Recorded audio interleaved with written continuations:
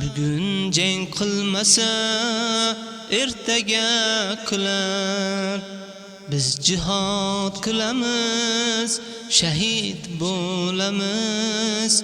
Qurbonlik mevasin shu avlod ko'rar.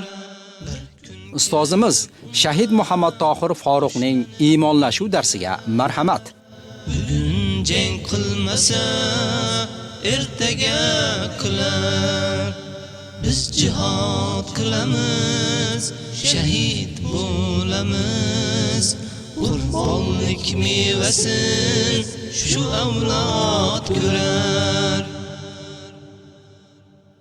من شرور أنفسنا ومن سيئات أعمالنا من يهده الله فلا مضل له ومن يضلل فلا هادي له وأشهد أن لا إله إلا الله وحده لا شريك له وأشهد أن محمدا عبده ورسوله أما بعد السلام عليكم ورحمة الله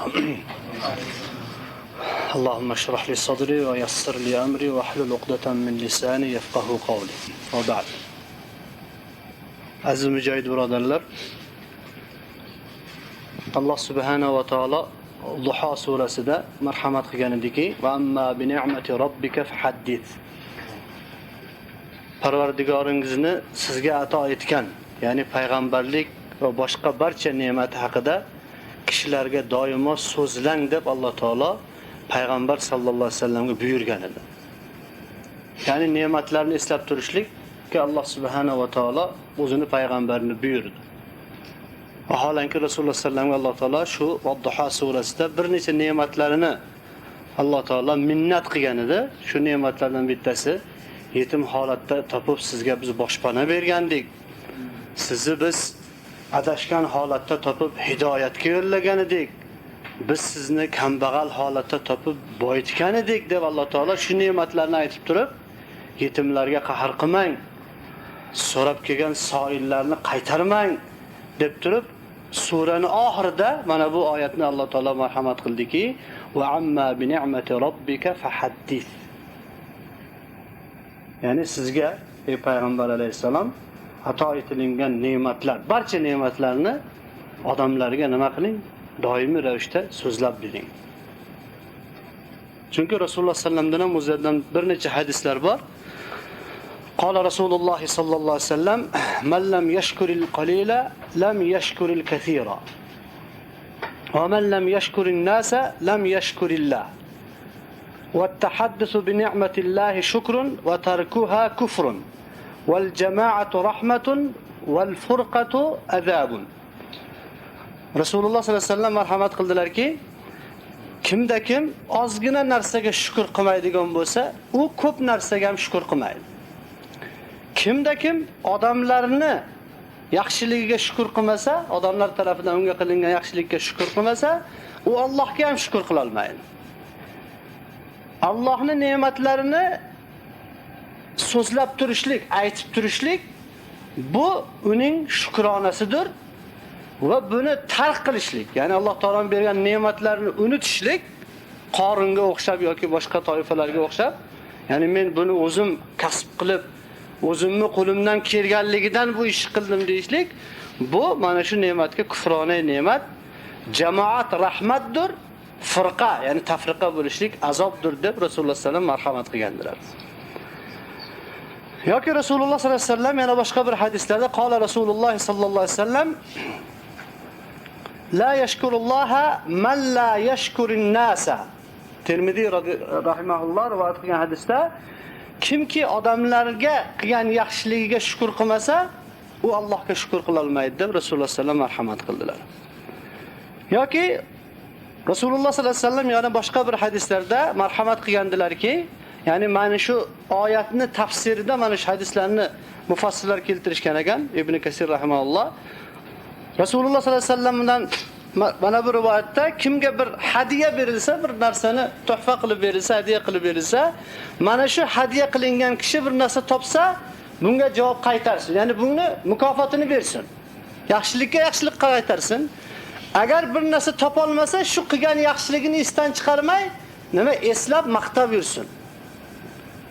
Kimda kim bir birodarni qilgan yaxshiligini maqtab, ya'ni unga bir qaytara olmadi, yaxshilik qila olmadi, tili bilan uni yaxshilab maqtab yurishligi bilan mana shu ne'matga, ya'ni u qilgan yaxshilikka shukrona qilibdi. Kimki bu yaxshilikni bekitadigan bo'lsa, ya'ni insonlarning tabiati shunaqa. Yaxshilik esdan chiqariladi, yomonlik bekitiladi. Yaxshilikni bekitiladi, yomonlikni doim nima qiladi? Fosh qilinadi. Kimki buni bekitadigan bo'lsa, buni yaxshiligini mana shu ne'matga kufrona ne'mat qilibdi deb Rasululloh sollallohu alayhi vasallam marhamat qildi. Rasululloh sallamdan mana bu duoni doimiy ravishda u kishi o'qib yurardi. Va ja'alna shakirina li ni'matika musnina biha alayka qabiliha va atmimha alayna deb Rasululloh sollallohu alayhi vasallam mana shu ne'matlariga mana shu duoni aytardilarki, bizni o'zingni ne'matlaringga seni maqtab, senga hamdlar aytadigan shokir bandalardan qilgin va mana shu ne'matlaringni qabul qilib senga ne'matlaringga shukrona qiladiganlar, shokirlardan qilgin va bizga o'zingni ne'matingni kamoliga mukammal qilib bergin deb Rasululloh sallam duo qilardilar. Ya'ni men mana bu eslatib qo'ymoqchimanki, Alloh subhanahu va taoloning ko'p ne'matlari bor bizga, birodarlar. Biz mana bu ne'matlarni faqat mana shu 3 yilligiga bir nazar soladigan bo'lsak, juda katta ne'matlar bor. Imorat suqut bo'lgandan keyin hammamiz ko'zimizni oldiga keltirsak, qanday holat bizning boshimizga keldi? Qanday Alloh subhanahu va taolo o'zining fazli bilan, o'zining mehribonligi bilan bizni ana shunday og'ir, qiyin holatlarda ham o'zi mehribonlik qilib nima qildi? Ana shu og'ir holatlardan olib chiqdi. Ana shu ne'matlarni esdan chiqarib qo'ymasligimiz kerak. Bu Allohning fazli bu. Bu Allohning o'zini tarafidan Raufur Rahim bo'lgan zot, Arhamur Rahimin bo'lgan zot, o'sha zot tarafidan bizlarga mana ko'zimiz oldiga keltiradi, imorat suqut qildi. Biz maydonda qoldik. Shuncha ayollar, shuncha bolalar, shuncha mushkulotlardan Alloh subhanahu va taolo o'zi olib chiqdi. Mana bu birinchi ne'matini biz esdan chiqarmasligimiz kerak. Va qolaversa, mana shu Alloh subhanahu va taoloning buyuk imtihoni kelgandi biz jamoatimizga. Shunda ichimizdan azizlarimiz shahid bo'lgandi. Qancha birodarlarimiz muhosarada qolib ketgandi. Shu og'ir holatda Alloh subhanahu va taolo bizni iymonimizni imtihon qildiki, qani biz haq bilan bo'lamizmi, botil bilan bo'lamizmi? Qani biz ahdimizga vafo qilamizmi yoki vafo qilmaymizmi? Alhamdulillah, summa alhamdulillah. Mana shu imtihonga vafo qilganligimizdan vallohu alam Alloh subhanahu va taolo nomuslarimizni hammasini o'zi salomat shaklda olib chiqib joyladi. Bizni yana mujohidlarimizni Alloh subhanahu va taolo kufrni qarshisida o'zi urishtirdi.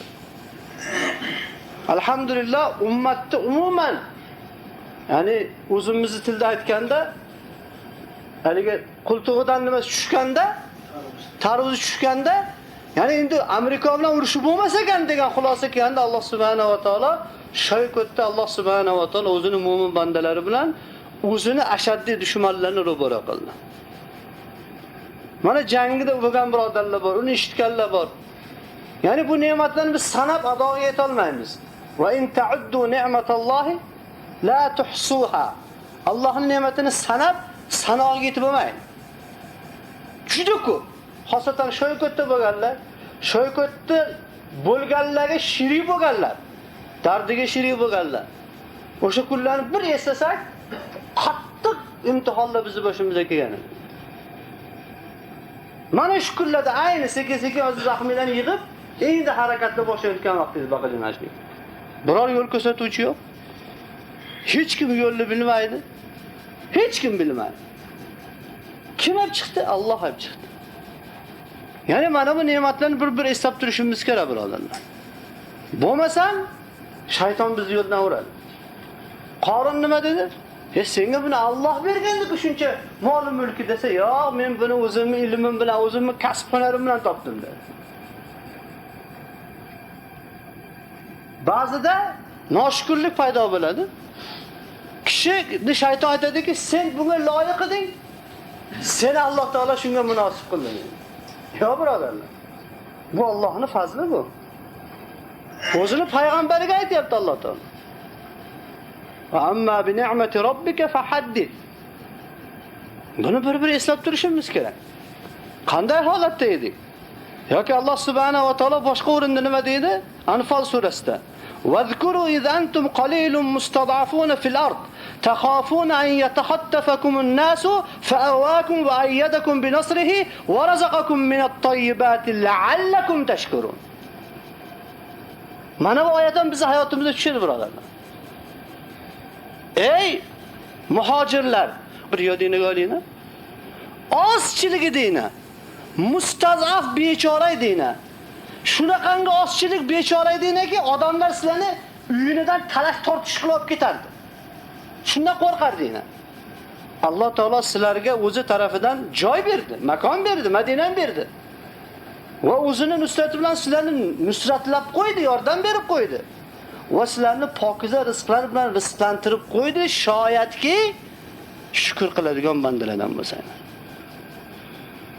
Mana eslaylik shu imoratni suqutidagi keyingi o'zimizni obdakadagi holatimizni eslaylik. Zulmatdagi holatimizni eslaylik. Bir eslaylik, bu hammamiz insof bilan. Bu yerda o'tirganlar ham, yo meni ovozimni eshityapganlar ham, erkak ayollar. Bir eslasin shu kunlarni. Hech kimni ko'zini eshitmay ko'rinmay qolganda. Na uy ro'zg'ori, na bir hech narsa ko'rib, hamma aksariyat kishi o'zini joyida qolgan. Ana shu og'ir kunlarni bir yodimizga olib turishimiz kerak. Kim olib chiqdi? Alloh olib chiqdi. Kim yordam berdi? Alloh. Nima uchun berdi? La'allakum tashkurun. Shoyatki shukr qiladiganlardan masalan. Ne'matning shukronasi? Ne'matning shukronasi nima? Alloh taolo bizni demak ana shu ne'matlarni berdimi? Endi biz iymonda mustahkam bo'lib, yana ham Allohning dinini oliy qilishimiz kerak. Ko'p ummatlarga ne'mat berildi, ne'matga shukrona qilinmadi, baraks kufrona qilindi, Alloh taolo halok qilib tashadi. Halok qilib tashadi. Banu Isroilga Alloh taolo Qur'onda juda ko'p o'rinda aytadi, xosatan Baqara surasida aytadi. Men hech kimga bermagan ne'matlarimni sizlarga berdim. Men sizlarni hammadan oliy qildim dedi, fazilatli qildim dedi. Fir'avndan Alloh taolo najot berdi. Ikkita payg'ambarni yubordi. Tavrotni berdi ularga. Endi u ustilardan soya solib turadigan Alloh taolo bulutlar u ostilardan otilib chiqadigan buloqlar u endi u osmondan ularga noz ne'matlarning tushishligi u hammasiga nima qildi Banu Isroil? Shukr qilmadi, kufrona ne'mat qildi. Ya'ni Alloh subhanahu va taoloning ne'mat berishligi aslan xatarlik bu. Chunki buni shukronasini hamma ado qila olmaydi. Chunki Alloh taolo Qur'onda aytadiki, bandalarimning ichidan ozchiligi shukr qiladigan bo'ladi. Ummatlarni ko'piga Alloh taolo ko'p ne'mat bergan. Afg'oniston millatiga mana shu yaqindagi Afg'oniston millatiga Alloh subhanahu va taolo SSSR degan bir imperiyani yiqitib, yer yuzida jihad ruhini tiriltirishini Alloh bergan. Nima qilindi? Shukrona qilinmadi, kufrona ne'mat qilindi. Ana bu holga tushildi. Biz ham ana shu millatlardan bir millatmiz. Ana shu toifalardan bir toifamiz. Ana shu qavmlardan bir qavmmiz. Og'irligini olib keladi, sabr qilarmikin biladi. Ne'matini sochib qo'yadi, shukr qilarmikin deb. Mana bu ikki holatda biz ana endi o'zimizni yo'qotib qo'ymasligimiz kerak. Alloh taoladan so'rashimiz kerakki, sabrlardan qilgin bizni, o'zingning mushkulotlaringga chidaydigan, mashaqqat imtihonlaringga va ne'matlaringga shukr qiladigan shokirlardan qilgin deb so'rashimiz kerak. Shuncha shahid berdik, chiqdik. Chiqqandagi Alloh taolo mana shu mulkni bizga keng qilib berdi. Shuncha mujohidlar keldi, qurollandi, tirilik qildi, tartib qilindi, jangga olib kirildi.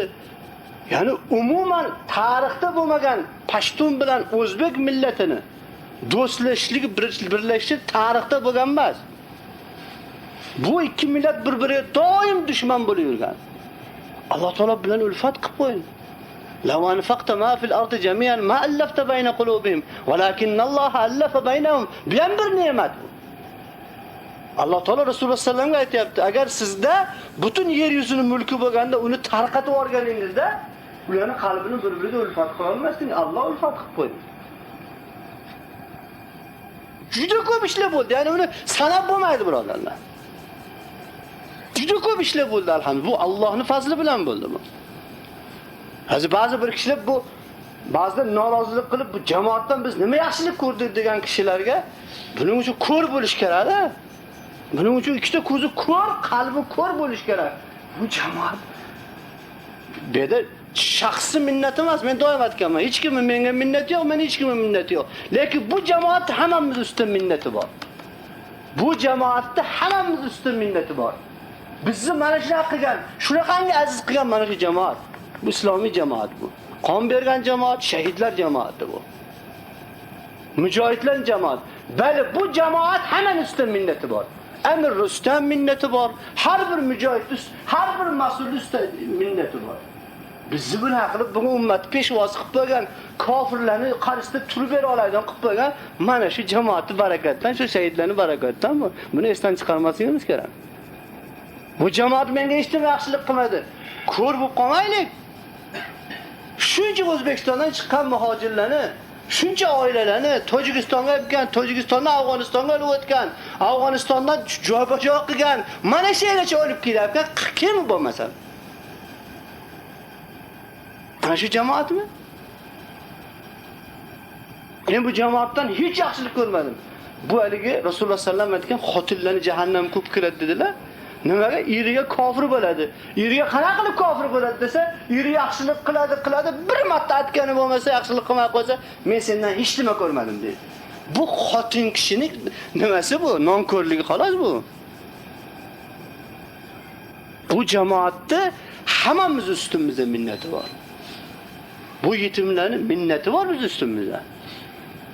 U otasini bergan u. U bevalar, uni minnati bor biz ustimizda u.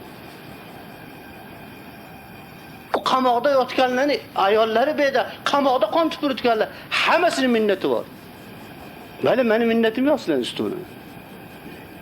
Lekin jamoatda minnati bor biz ustimizda. Shu jamoat ekanmizki, Allohning qo'li jamoat bilan ekan, shuncha narsaga muvaffaq bo'lin. Bo'lmasa mana Rasululloh sallallohu alayhi vasallam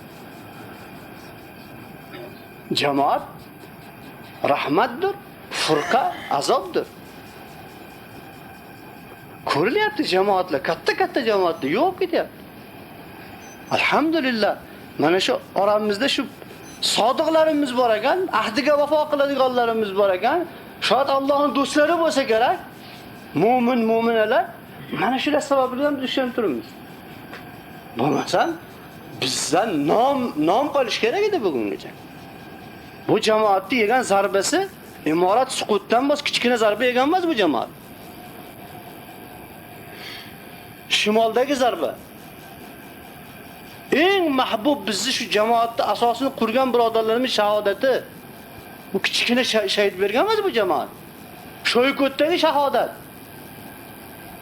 Mana shu yaqindagi bo'lgan shay bu yo'qib ketish kerak edi bu jamoat. Alhamdulillah, summa alhamdulillah. Allohning fazli bilan turibdi. Buni o'zimiz ham esga olishimiz kerak. Atrofimizdagilar ham eslatib turishimiz kerak. To'g'ri esimizdan chiqib qolmasin.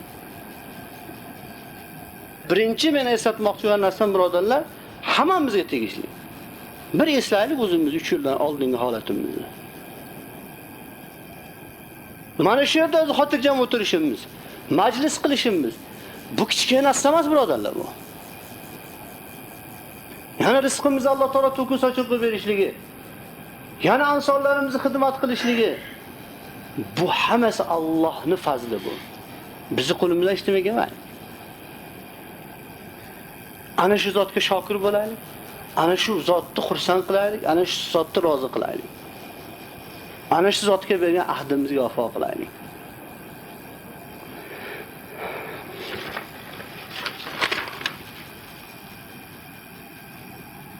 وَلَهُ مَا فِي السَّمَاوَاتِ وَالْأَرْضِ وَلَهُ الدِّينُ وَاصِبًا أَفَغَيْرَ اللَّهِ تَتَّقُونَ وَمَا بِكُم مِّن نِّعْمَةٍ فَمِنَ اللَّهِ ثُمَّ إِذَا مَسَّكُمُ الضُّرُّ فَإِلَيْهِ تَجْأَرُونَ. Alloh subhanahu va taolo marhamat qiladiki, osmonlardagi va yerdagi barcha narsalar uning mulkidir. Ya'ni Allohning mulkidir. Toat, ibodat mudom yolg'iz unga bo'lmog'i lozimdir. Allohdan o'zgalardan, ya'ni jonsiz butlardan yoki o'zlaringizga o'xshagan odamlardan qo'rqurmisizlar deb Alloh taolo marhamat qildi. Sizlarga berilgan barcha noz-ne'matlar yolg'iz Allohdandir. Shuningdek, qachon sizlarga biron balo musibat yetsa ham faqat ungagina iltijo qilasizlar. Ya'ni vosiba doimiy ibodatda bo'lishlik. Xolis ibodatda bo'lishlik. Xolis. Doimiy, ya'ni ibodatlarning eng afzali oz bo'lsa ham davomli bo'lishlik degan hadis bor. Ya'ni munofiqlarga o'xshab qolmaslik. Bir ibodatni doim qilishlik kerak. Bu mu'min sifati bu. Alloh subhanahu va taolo Allohdan mana shuncha ne'matlar Allohniki ekan, Allohning mulki ekan bu. Allohning o'zigagina ibodat qilishimiz kerak ekan. Alloh taolo aytayaptiki, endi Allohni qo'yib boshqa mahluqlardan qo'rqasizlarmi deyapti. Ana bu ham ya'ni biz sizga Alloh taolaning eslatmasi. Mulk Allohniki, osmondagi ham, yerdagi ham. Biz ham Allohnikimiz. Din Allohniki. Faqat xolis pokiza din bo'lish kerak. Bugun bizni kufr bilan asosiy kelisha olmayotgan joyimiz shu. Bizni ko'pchilik malomat qiladiki, bular siyosatni bilmaydi. Bular hikmatni bilmaydi degan malomatlar bor. Ya'ni siyosat deganda bizga Rasululloh sollallohu alayhi vasallam o'rgatgan siyosat Qur'on siyosati. Hajjatul vadoda Rasululloh sallam aytibdilarki, ikkita narsani qoldiryapman sizlarga. Allohning kalomi va uning rasuli Muhammad sallallohu alayhi vasallam sunnatlari. Shuni mahkam ushlasana adashmaysizlar. Bugun siyosat deyilayotgan narsa, ya'ni yaqinda radioda eshitdingmi? Bir ochiq g'irt tuhmat qilindi menga-ki, misol uchun Afg'onistonga bordi bu. Afg'onistonning ichida nima? Ichki ishlar ministrligiga kirib ketayotgan odamni ko'rdi, radio katta bir bayonni berdi. Shu bayonni bergandan keyin o'sha gazetada yozgan ekan Moskvada. Savol qilyapti jurnalist. Nimaga asoslanib, ya'ni nima hujjatingiz bor mana shu gapni yozishlikka desa aytayapti. Chunki bunga o'xshagan odamlar shu ish qiladi deydi. Ya'ni bunga o'xshagan odamlar, bunga o'xshagan figuralar dedi, dunyodagi razvedkalarni, dunyodagi qudratlarni o'yinchog'i bilan deydi. O'yinchog'i bilan deydi. Shuning uchun men ham bu figuradan shunaqalikda, shunchalik katta figurada shunaqa ish qilishlikka ishonib aytdim deydi.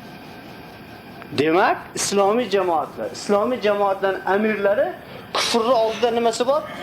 Ma'lum bir o'lchov bor. Har bittasi bir kufrni nimasini xizmatini qilish kerak. Vaholanki biz shuncha qon beryapmiz, shuncha darbadarlikka rozi bo'lyapmizki, ana shunaqangi mushrik bo'lib qolishidan qochib. Bizni bugun kufr bilan kelisha olmayotgan joyimiz shu yerda. Kufr bizni o'ziga qul qilmoqchi. Biz shu qullikni qabul qilmaganligimizdan shu yergacha keldik. Va inshaalloh oxirigacha boramiz. Oxirigacha boramiz. Chunki bu kufr bu narsani nimaga tashadi o'zi? Ko'pchilik tahlil qilib turib nimaga bo'ladi? Bu kufr 93-yildan bos 93-yildan bos bizni jamoatimiz da'vat qiladi. U vaqtda yer sinadi. O'shandan beri bizni da'vat qiladi, kelinglar degan. Mana biz Karimga qarshi sizlarga yordam beramiz. Alhamdulillah, Allohga hamd olsun. Mana shu qullikni qabul qilmadik. Yaqindan bosam, mana shu 1 yil, 2 yil, 3 yildan bosam odam yuborgan, hattoki hozir ashu Kuvaytda o'tirib olgan go'yoki musulmonlarning rahbari debligini da'vo qilayotgan kishilar bizga buyruq qilishni boshlagan o'shalar bilan aloqa tiklagan. Bizni aloqamizni tiklab bergan, bizga qurol aslaha bergan. Men aytdim, bu sellar ekan, sellardan kattaroq odam bu narsani menga aytsa, men bu ish qilmayman. Chechenistondagi nomusi toptalgan meni opa-singillarim o'shalar u. Meni onalarim bo'ladi. Men u nomuslarni esimdan chiqarganim yo'q, toptalganim. Shuncha to'kilgan qonlar meni birodarlarim bilan u. Men endi shu nomuslarga ustiga oyoq qo'yib, xoin insonlarga o'xshab o'shancha to'kilgan shahidlarning qonini ustiga oyog'imni qo'yib borib, kufr bilan qo'l uzataman. Bu ishni men qilmayman men. Chunki Alloh subhanahu va taolo juda qattiq va'idlar bilan o'zini habibi Muhammad sallallohu alayhi vasallamni ogohlantirgan. Bu Alloh subhanahu va taoloni oyatlari bilan Alloh subhanahu va taolo bizlarga nima qilgan? Ta'lim bergan. Alloh taolo marhamat qiladiki: A'udhu billahi minash shaytonir rojim. وَلَوْ تَقَوَّلَ عَلَيْنَا بَعْضَ الْأَقَاوِيلِ لَأَخَذْنَا مِنْهُ بِالْيَمِينِ ثُمَّ لَقَطَعْنَا مِنْهُ الْوَتِينَ فَمَا مِنْكُمْ مِنْ أَحَدٍ عَنْهُ حَاجِزِينَ. Alloh subhanahu va taolo payg'ambar sollallohu alayhi vasallamga mushriklar tarafidan buni o'zi to'qib chiqaryapti bu kitobni o'zi to'qib olgan deganga Alloh subhanahu va taolo o'zi javob beryapti. Agar payg'ambar bizni sha'nimizga biz aytmagan ayrim so'zlarni to'qib olganda edi, albatta biz uning o'ng qo'lidan ushlagan, so'ngra albatta uning shoh tomirini uzib tashlagan bo'lar edik. Bu holda sizlardan biron kishi undan, ya'ni payg'ambardan halokatni to'sa olguvchi bo'lmas edi. Bas Muhammad alayhisalom Allohning kalomiga o'z tomonidan biror so'z qo'shmagani, balki zimmasidagi omonat payg'ambarlikni halol ado qilib kelayotgani uchun ham sizlarni orangizda sog' salomat hayot kechirmoqda. Aks holda Alloh uni halok qilgan bo'lar edi dedi. Bu Rasululloh sallallohu alayhi vasallam haqida nozil bo'lgan. Bir og'iz so'z qo'shsa deyapti Alloh taolo, biz uni o'ng qo'ldan ushlab turib shoh tomirini uzib olgan bo'lardik. Bu o'zini habibiga aytilayotgan so'z. Agar biror narsani to'qsa, biror narsani qo'shsa, bu Rasululloh sallallohu alayhi vasallam haqida nozil bo'lgan. Qiyomat kunigacha birinchi payg'ambar vorislariga, undan keyin har bir mu'min kishiga bu qattiq va'id. Agar payg'ambarga nozil qilingan yo'ldan chiqiladigan bo'lsa, mana jazo. Ya'ni payg'ambarni Alloh taolo o'zini habibini, payg'ambarlarning sayyidini, xoyrul bashar, o'zini eng afzal bandasini shunday deb Alloh taolo ogohlantiryapti. Ya'ni biz mana bu oyatlardan kelib chiqib o'zimiz yo'limizni tanlaganmiz. Ana shuni asosida yashasakkina mashaqanga omon bo'lamiz. Bo'lmasam biz ham Guvatanomoda o'tiramiz. Vallohu alam, biz ham kufrning oyog'ining ostida yotamiz. Robbimizni aytganini qilib kelayotganimiz uchun alhamdulillah kamchiligiga o'ziga tavba qilamiz, o'ziga istig'for aytamiz. Lekin oyat ekan, hadis ekan, mana shu payg'ambarning hayoti ekan, siyrat ekan deganligi uchun mahkam ushlab oldik. Mayli Qaysar deb nom oldik, nima deb nom qo'yilsa qo'yilar u. Biz bunga iftixor qilamiz, jinni bu, devona bu. Mayli payg'ambarlar majnun deyilibdi, Rasululloh sallallohu alayhi vasallam majnun deyilibdi. Biz unga hech xafa bo'lmaymiz. Lekin bu xoin bu.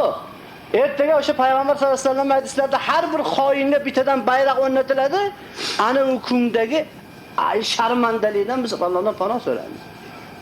Bugun ham o'zi mashara kelingan bo'lsa, xoin nomi bilan kelingan emas. Bular dinga xiyonat qildi demayotgan bo'lsa kerak hech kim. Ha, bular gap bo'lmaydi, bular urushi qoq. Gap namani falon, hatto nechtadan o'qib chiqibdi. Alhamdulillah. Bular g'ayratli xalq bular. Alhamdulillah. Nimaga? Allohning aytganini qilinganligi uchun. Bu ne'matlarni esdan chiqarmasligimiz kerak bo'ladi. Kofirlarga yaxshi ko'rinishligi uchun, kofirlarga do'st bo'lishligi uchun dindan chekinish kerak odam. Allohni aytmaganini aytgan deyish kerak, aytganini aytmagan deyish kerak. Vaholanki Rasululloh sallallohu alayhi vasallam hadis muborakda aytadilarki, men aytmagan gapni aytdi deyishdan oldin jahannamdan o'zining joyini tanlab qo'yib keyin aytsin dedilar. Bizni radiodagi biz haqimizda tuhmatga javobimiz shu edi. Biz Robbimizning azobidan qo'rqamiz. Kofirlarning azobi shahodat. Eng oxirisi shahid bo'lish. Undan ortiq azob bera olmaydi. Lekin Allohning azobi payg'ambar sollallohu alayhi vasallam haqida nozil bo'ldi bu oyat. Qiyomat kuni. Bugun ummatni ulamosiman degan, ummatni peshvosiman degan, musulmonlar rahbariman deyotganlar, shu Kuvaytda o'tirib olgan go'yoki musulmonlarning rahbari debligini da'vo qilayotgan kishilar qancha Allohning hukmlarini oyoq osti qilyapti. Haqni bekityapti. Bugungi zamonaviy til bilan aytganda nima? Mu'tadil, mu'tadil musulmon bular. Rasululloh sallallohu alayhi vaqtlarida munofiqlar deyiladi, hozir mu'tadil musulmon, mutashaddid musulmon degan tushuncha bor. Bular mutashaddid, hech bular gapga quloq solmaydi. Mu'tadil ko'naveradi, aqli ham ko'naveradi, baqa ham ko'naveradi. Ana shu radioda bir quloq solib bir har bir so'zni eshitib ko'rin, aytayapti-ku, hamma jamoatlarni amiri shunaqa qiladi. Ya'ni shu imperiyadan bittasiga o'ynaydi uni doirasi, nimasiga deydi, do'mbirasiga deydi. Bu ham o'sha qiladi. U bizni chaqirdi shuncha yil o'ziga qul qilishga, qul bo'lmaganimizdan alhamdulillah, endi bizni nima qilmoqchi? Qoralamoqchi. Bizni yaxshi ko'rgan qancha musulmonlar bo'lsa, shularga endi bizni qora ko'rsatmoqchiki, bu endi Amerikaga sotildi. Inshaalloh bu jon bor ekan, ruhimiz bor ekan, na Amerikani, na Rusni, na Xitoyni, na boshqa bir kufr munofiqlarni biz quli bo'lmaymiz. Allohning quli bo'lib qolamiz. Allohning quli bo'lamiz. Ertaga imomimiz Muhammad Rasululloh sollallohu alayhi vasallam bo'ladi. Mana shu oyatlardan oldin Alloh taolo marhamat qilgandiki, "Yawma nad'u kullu unasin bi imamihim. Faman utiya kitabahu bi yaminihi fa ulaika yaqra'una kitabahum wa la yuzlamuna fatila." Mana Isro surasida Alloh taolo aytayapti. Qiyomat kunida biz har bir insonlarni o'zlarining imomlari bilan chaqiramiz. Muhammad alayhisalomni imomligi bayrog'ining ostida Ibrohim alayhisalomni biz shuning uchun iymon keltirganmiz. Biz shuning uchun hijrat qilganmiz. Biz shuning uchun shuncha shahid berib jihad qilyapmizki, Muhammad alayhisalomning imomliklarini ostida tirilsak qiyomat kuni o'sha kishi bilan birga bo'lsak. Boshqa maqsadimiz yo'q. Biz Putinning imomligi ostida Musharraf, Karimov, Karzay, Bush, boshqa mal'un kofir Fir'avn Namrudlarni bayrog'ini ostida tirilishlik uchun bu raqamni darbadar bo'lib yurganmiz yo'q. Bizning imomimiz Muhammad Rasululloh. Ota-onamiz u kishiga fido bo'lsin.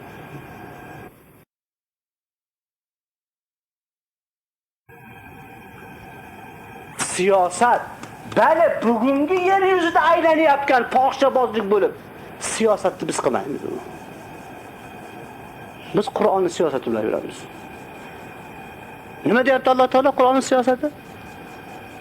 Va la tarkanu ilal ladina zalamu fatamassakumun nar. Nima deyapti oyat Qur'on? Va ma lakum min dunihi wa ma lakum min dunillahi min awliya thumma la tunsarun. Mana bu biz siyosatimiz. Kofirlarga ozgina ham moyillik qilmana. Jahannam o'tishlab qoladingizlar. Allohdan boshqa o'zingizga yordamchi topa olmay qolasizlar, sizlarga nusrat berilmaydi. Men bugungacha imorat suqut qilgandan bosh hozirgacha o'zimizni jamoatni mansur jamoat deb bilaman. Nusratlangan jamoat deb bilaman. Bunga zarracha shakim yo'q. Zarracha shakim yo'q. Bali shahid berdi. Chunki jihodiy jamoat shahid beradi. Hammamiz shahodat istaverganmiz. Shahid berishlik ayb emas. Qochib ketishlik ayb. Xiyonat qilish ayb, shahid berish ayb emas. Bo'lmasam jihodiy jamoatda nima qilib yuribmiz? O'zimizni boshimizni qotirib. Ana boraylik tablig'i bo'laylik, ana boraylik boshqa jamoatlar ko'p. Ko'prik solyapgan, masjid solyapgan, tamom. Ta'lim tadris qilyapgan faqat qiladigan ish xolos. Biz jihodiy jamoatmiz. Jihodiy jamoat shahid berishlik ayb emas bu.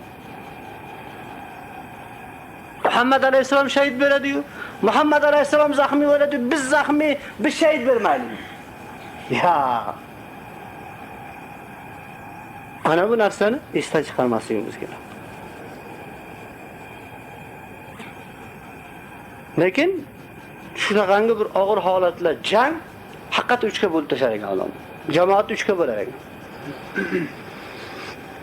Ko'rib kelyapmiz ham. Uhud kuni mag'lubiyat edi. 3 ga bo'lindi Rasululloh sallallohu alayhi vasallam lashkarlari. U kishi amir edi. 1000 kishi bilan chiqdilar. 300tasi qaytib ketdi yarim yo'ldan. Ubay ibn Salul mal'un ra'sul nifoq nima dedi? Yosh bolalarning gapini olib jangga chiqdi, meni gapim olmadi. Qaytarib yubordi. 300 kishini qaytarib ketdi. Jang maydonida 70 kishi shahid bo'ldi. Sahobalar Hamza ibn Abdul Muttalib, Musab ibn Umayr sahobalarning sayyidlari bilan Payg'ambarimiz amakisi tug'ishgan inisi Hamza ibn Abdul Muttalib Asadulloh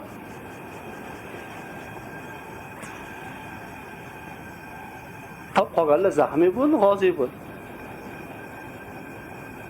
Bir kun jang davom etdi. Bir kunda 70 ta shahid berdi Rasululloh sollallohu alayhi vasallam. Ha biz bir yil urushib Pokistonda 30 ta shahid beribmiz. Malomat bo'lmasa kerak. Qolanki dushman ham kamitum zarba yegan. Alhamdulillah. Nima foyda bo'ldi? Shoyqotdan chiqqanimizda shaqa xatlarga nima foyda qildi endi mana urishib. Biz foyda deganda boshqa narsani tushunamiz. Biz foyda deganda shu Robbimiz rozi bo'lsa shu bizning foydamiz. Robbimiz aytganini bilan bir daqiqa yashasa shu foydamiz. Biz ashob o'qitibdi foyda qilgan deb e'tiqod qilamiz. Zarar qilgan demaymiz. Saharatu Fir'avnni biz foyda qilgan deb e'tiqod qilamiz. Bular zarar qildi degan emasmiz. Uhud kunidagi shahid bo'lganlar biz foyda qilgan, yutgan ular deymiz. To'g'rimi yo yutqizgan bular? Yutgan bular. Bizni tushunchamiz bunaqa. Ha, hubbi dunyo va karohatul mautga aqida qilganlar uchun ha dunyoda ko'proq qolishlik foyda qiladi. Ana shu dunyoda qolamiz deb Xitoyga qo'l beradi, urushga qo'l beradi, boshqasiga qo'l beradi. Hamma narsani vasila qiladi, vosita qiladi ki hukmga yetay deb. Birta vazir bo'ladi deb, birta hokim bo'ladi. Biz aqidamizda nima? Val aqibatu lil muttaqin. Oqibat muttaqinang. Alloh hammamizni muttaqilardan qilsin. Endi muhim bir narsa bevafolik, ahdiga vafo qilmaslik bu payg'ambar alayhisalom davridan bo'ladi. Bevafolik bu kasallik baslan Alloh taolo o'zi asrasin. Yaqinda men aytdim, ahdiga vafo qilganlar degan kino ishlab chiqardinglar. Endi ahdiga vafo qilmaganlar degan bir kino ishlab chiqaring. Boramiz kadrlar boramiz, boramiz. So yig'lab turib o'limga bayat qilganlar, bugun biz suq yurganlar haqida bir film ishlab chiqaring dedim. Ahdiga vafo qilmaganlar. Chunki bizning jamoatimizda ko'pchilik johiliyatni boshdan kechirganda. Umar ibn Xattob Alloh alam qavllari bor. Johiliyatni boshdan kechirgan kishilar islomning qadriga yetadi.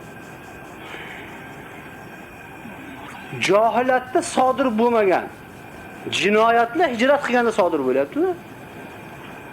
Shu o'g'ri bo'lib yurgan bo'lsam, to'rttasi bir-birini hech ham o'g'irlikda tashlab ketmaydi, o'g'irlikda tashlab ketmaydi. O'sha kufr nizomlardan, o'shalarda yashalgan, o'shalarda tug'ilgan bu sifatda bo'lgan emas ahdiga vafo qilmaslik. Qachon paydo bo'ldi? Biz sekin-sekin aralashdik.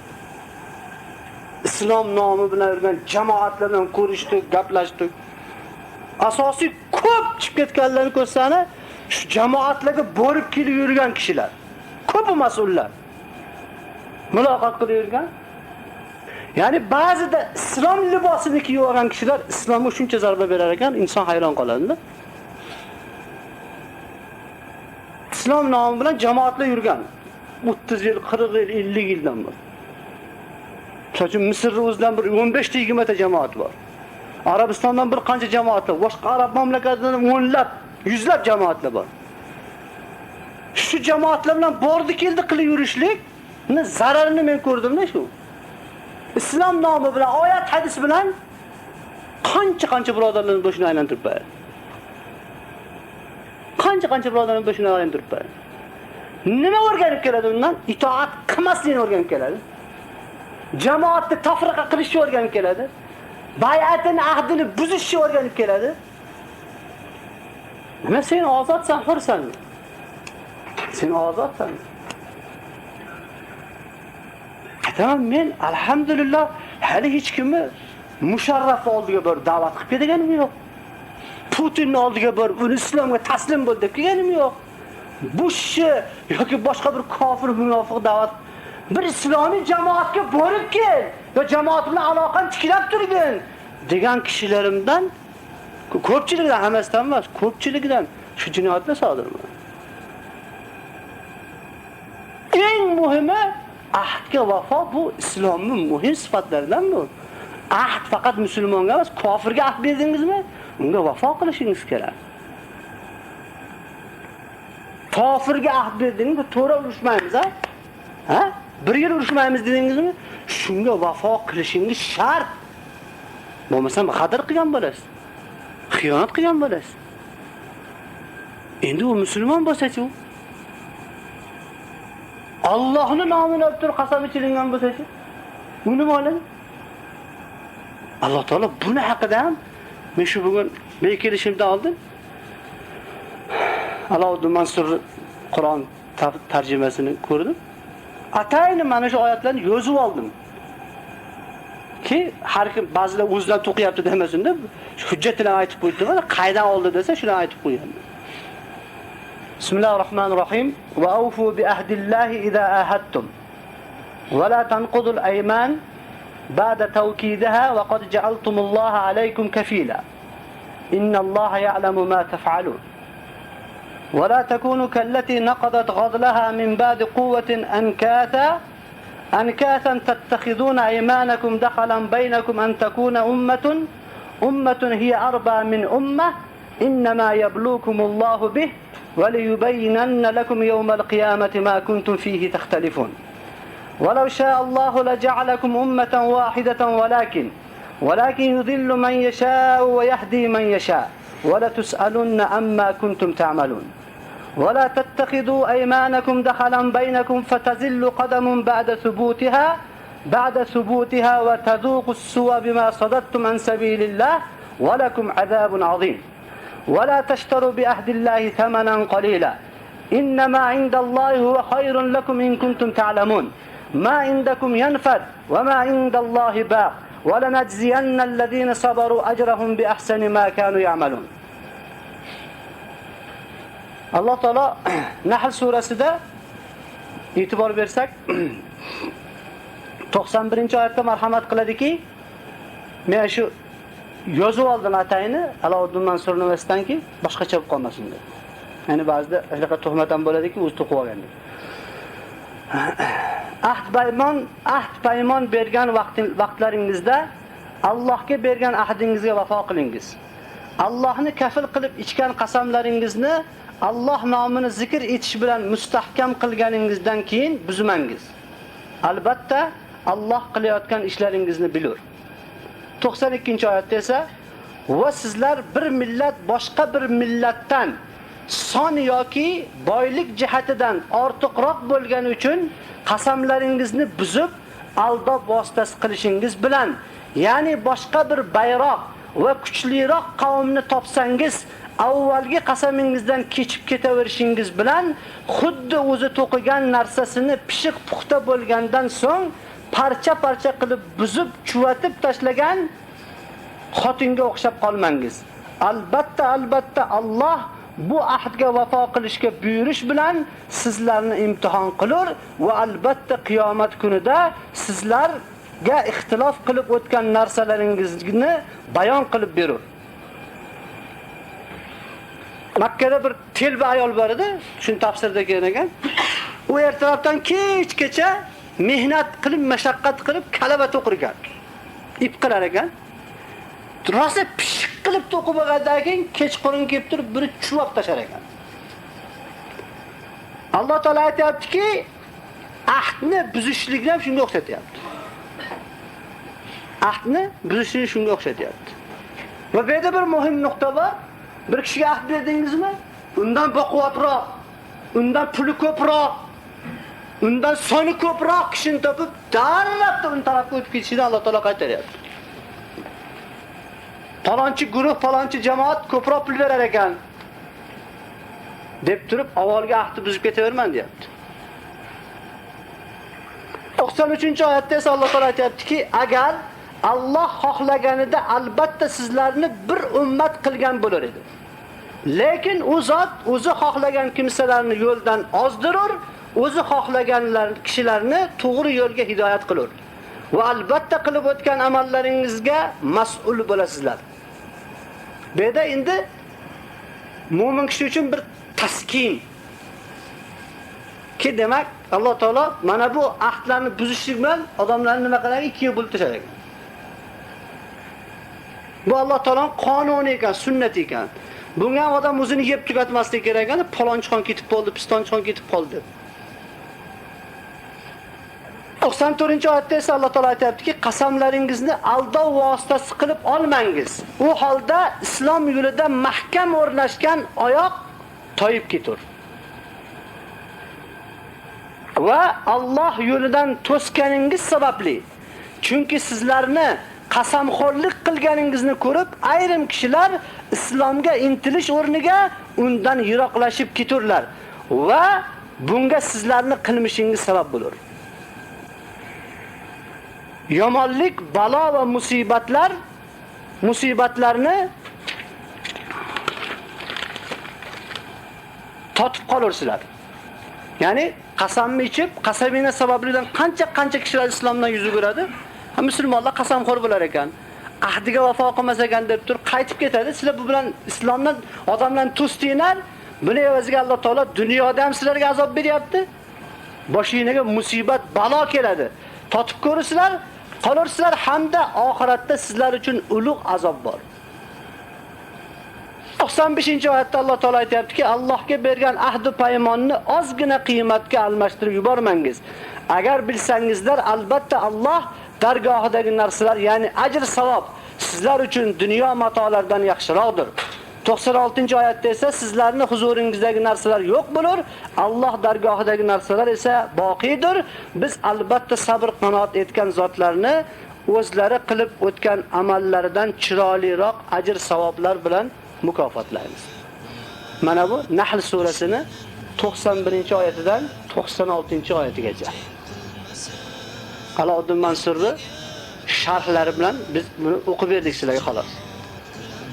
Demak, mana bunday kasallik, bevafolik kasallik aytdim, bizga tashqaridan yuqqan.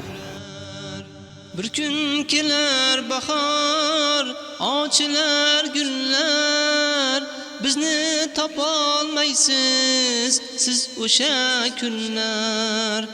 Bir kun kelar bahor, ochilar gullar, bizni topolmaysiz siz o'sha kunlar.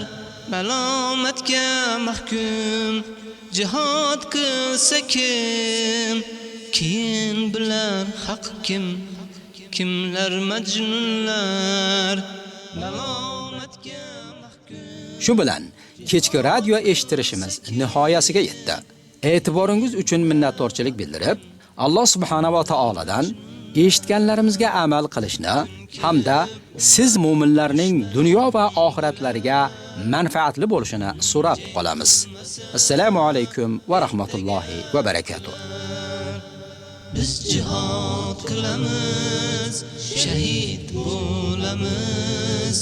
Qurbonlik mevasin shu avlod ko'rar.